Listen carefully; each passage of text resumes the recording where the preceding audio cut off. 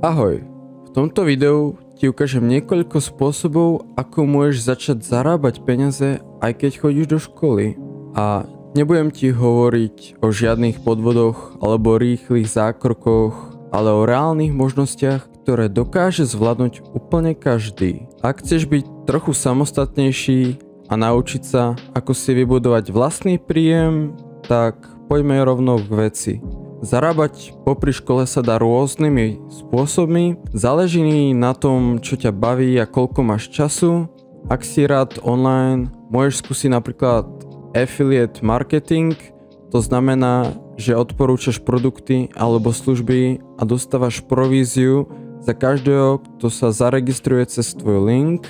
Niektoré banky, ako napríklad 365 banka alebo Tatra banka, ponúkajú odmeny za odporúčania. Keď niekoho teda pozveš a on si vytvorí účet, ty získaš peniaze. Ďalšou možnosťou je aplikácia PatronGo, kde dostaneš napríklad 10 eur za každého, kto sa zaregistruje cez tvoj link a splní podmienky. A už pri samotnej registrácii získáš 4 eur, takže aby to fungovalo, je dobré mať aj sociálne siete, čiže TikTok, Instagram a YouTube. Môžeš tam robiť krátke motivačné videá o financiách, šetrení a zarábaní. Keď získaš dôveru ľudí, môžeš im v popise odporúčať svoje linky. Nezabúdaj, v týchto veciach je dôležitá vytrvalosť a trpezlivosť. Zo začiatku možno nezarobíš veľa, ale časom sa to môže rozbehnúť.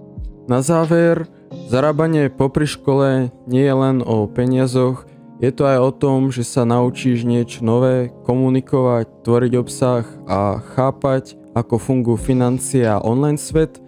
Každý začína od nuly, ale ten, kto vydrží, má šancu uspieť, takže ak chceš byť veľký a o krok vpred, začni už dnes, pomaly, ale vytrvalo. Vďaka, že si dopozeral toto video a ak ťa zaujalo, daj odber a sleduj ma pre ďalšie tipy o tom, ako zarábať peniaze online.